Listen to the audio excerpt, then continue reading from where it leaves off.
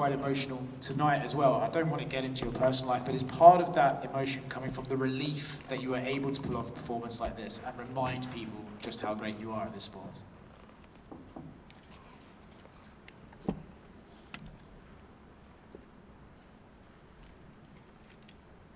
It's okay, Chuck. You did it. Nothing else matters. It's all about you now.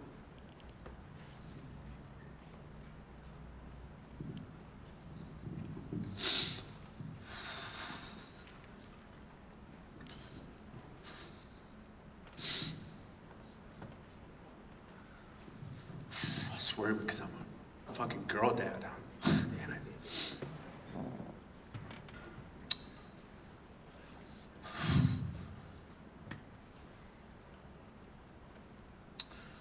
This one, it's hard. I mean, it's been a while since, not just with getting back in here, but obviously getting in the win column. Battled a lot of things just to get here.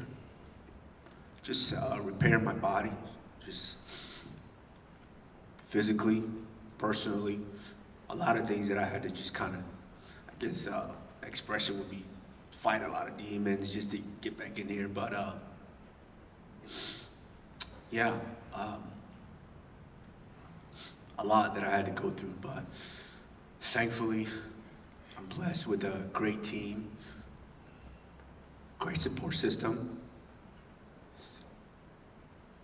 great family, and I'm back here. So I just want to, recognize them. I want to recognize my family, my mom, dad, brothers, sister, T-Baby, Sammy, Lulu, Zena, baby, I love you guys. My coaches, Henry, Trevor, George, Ben, teammates, Justin, Archie, all these guys, even guys down there at Killcliff. I love and I appreciate each and every one of you guys. Whether you knew it or not, they played a big, big factor in this tonight. So I just want to say I'm thankful. But yeah, I guess, like I said, I'm a girl dad now, so I get a little emotional nowadays. But let's get back to business. No, guys get dismissive. Like, what are we doing here? Don't forget I can wrestle. I've always been able to wrestle. I battled a lot of things in that Hamzat fight, but I'm back now. So, respect every aspect of my game that we can get back to throwing hands. Last one on the emotions, because I don't have to keep going over it, but was fighting tonight, and not necessarily winning, but fighting tonight and winning something you had to do to be able to finish the battle that you were going through, or is that something that you're just going to have to face each time you go into it? Well, the battle's never done. I mean, it's never done. It's a mountain that you have to climb each and every time you get back in there. It's difficult to get in there. I know people watch at home and they just kind of talk shit about fighters. Oh, this fighter's bad, this fighter's this fighter. But it takes a lot to get in there. You have to respect each and every fighter who's willing to put their life on the line to get in there. But each and every time you get in here, you're gonna battle that. But that's what I'm used to doing. Champions aren't just, you don't just wake up a champion. You gotta build yourself into being a champion. Like I said, I have a great support system, so, we're back up and we're back climbing. When Buckley's on bottom talking to you, is part of you just like, you can talk all you want, mate. I'm up here and I'm the experienced guy, and you just look at that as maybe he's trying anything because he's not sure how to get up, or what are you feeling when he's talking? I don't give a shit. He talked all week, but, he's very talented, he's strong, and, that's what he does to get himself in a fight, and it works for him. But that doesn't do anything for me. I'm in there to take care of business. When I'm in the gyms, me and my coaches, we work, and the show's in there. I don't need to pay attention to all the distractions, whether he's talking or not, but hey, I just take care of business. Two more quick ones from me.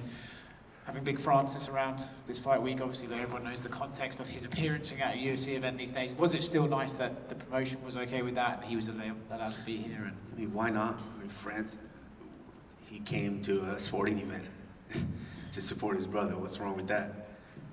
Everyone knows Big Francis. Francis has a very special journey. special life that he's lived. And if anyone can't respect that, I mean, sorry for you, but self-made man, just like I am. So, you know, you just have to respect it, but it was special for him to be here.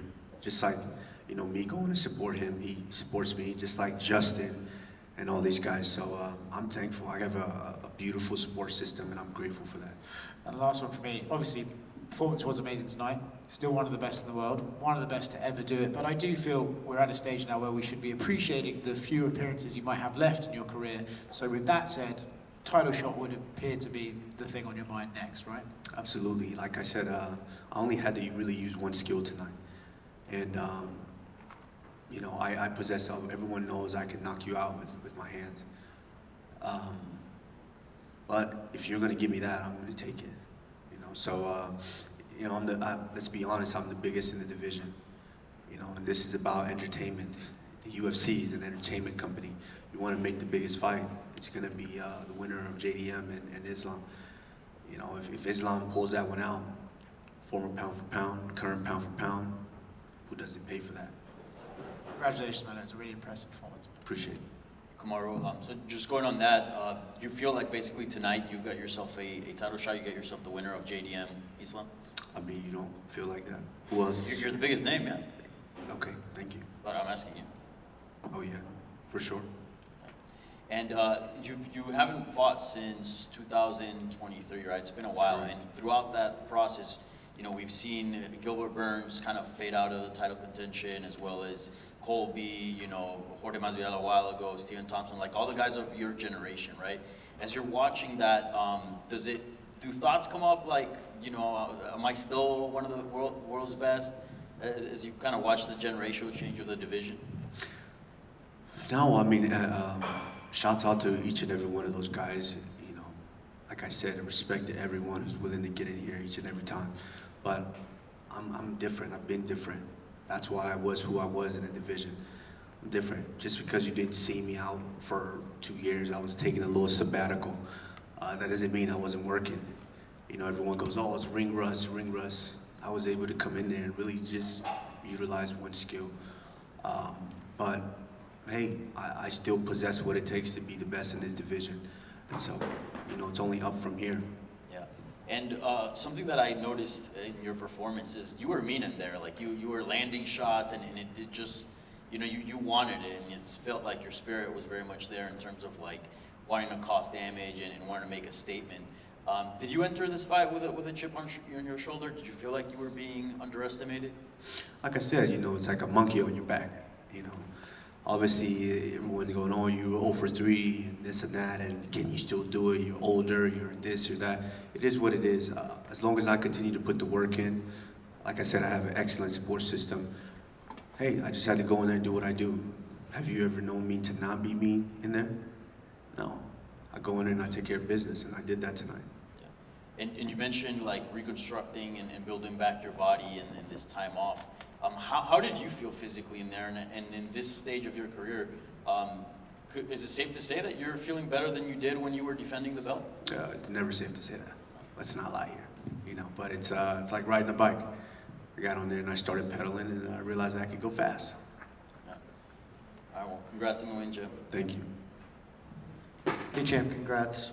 You maybe already touched on this a little bit, but I just kind of want to clarify. Outside of the meanness, like there was some chippiness at the end of round one. You're staring Buckley down as you're getting up, kind of something similar at the end of round two. Was that to do with Buckley or more to do with the aforementioned monkey on your back?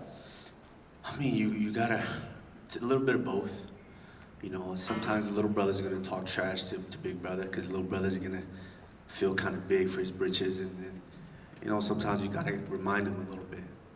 Buckley's very, very talented, strong, hungry, young, and he's still gonna have success. A lot of interesting and exciting matchups for him in this division. But, you know, you kind of had to go out there and show him a little bit. Fair enough. In the fifth round, I mean, you dominated that fight front and center, though some judge gave you only 3 of the rounds, which is interesting.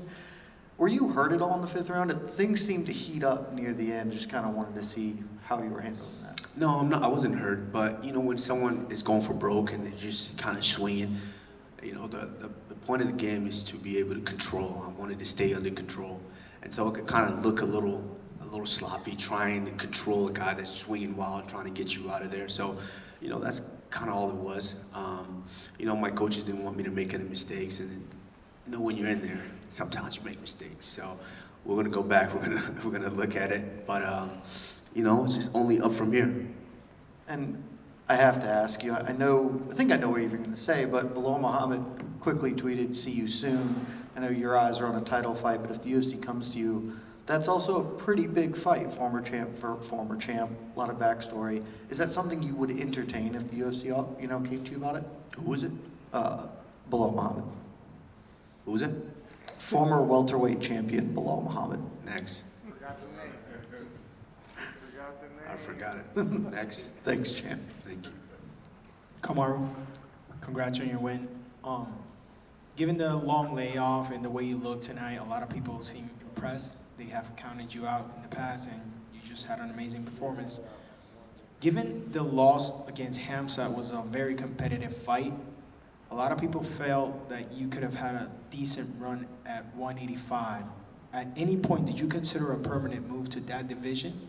I mean, it only makes sense to fight for that title. If it wasn't for that title, obviously I always wanted Hamza while he was lurking along the welterweight division, but that fight only made sense to step in, and like I said, I love this company, and I wanted to help out, so I stepped in. Of course, no one was willing to step in and take that fight then, so I stepped in and helped out.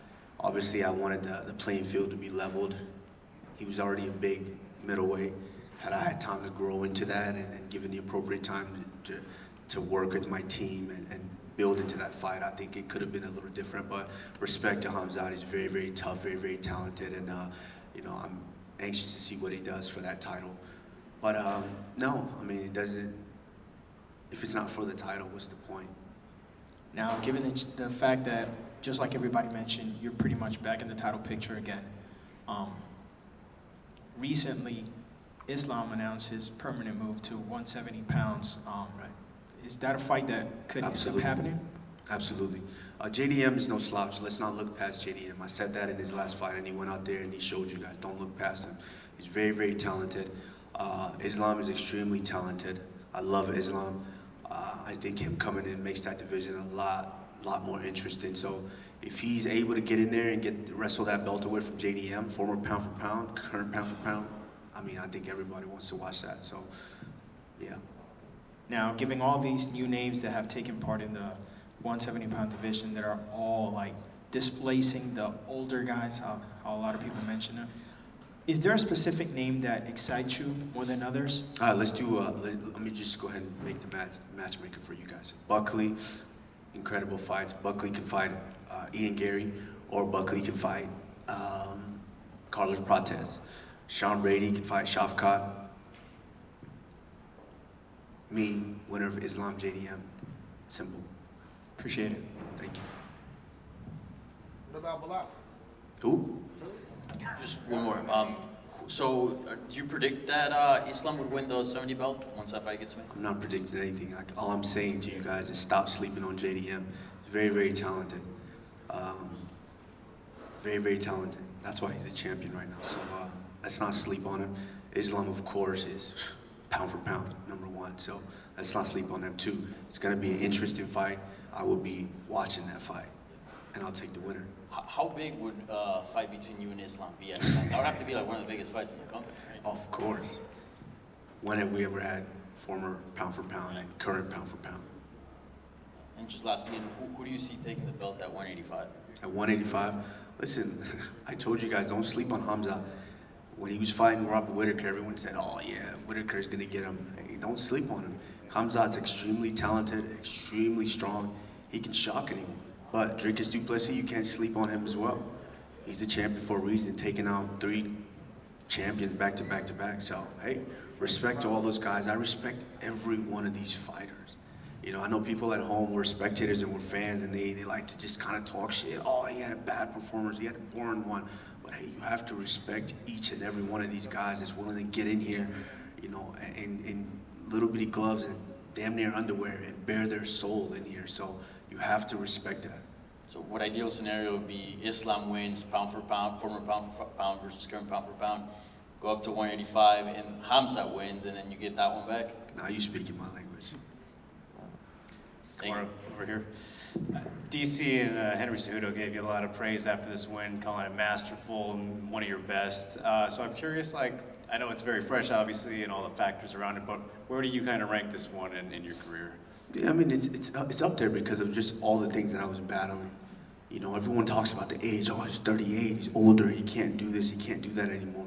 So it's hard not to let it get to you. So just being able to get out there and show that I could still wrestle at 38, no matter all the comments about the knees, I could still wrestle. So respect that. Like I said, then we get back to throwing hands. All right, congrats. Thank you. Hey, Kamaru over here. So after this 2-year layoff, I bet, you know, you were going through a lot of things. I know this one is emotional for you. I talked to your teammate, Justin. He said that you address things with your body. And kind of going off his question, what he asked earlier, is this the best version of Kamaru Usman? I don't want to say the best version. Let's be honest, I'm 38, and I can still do it. So I think the best is yet to come.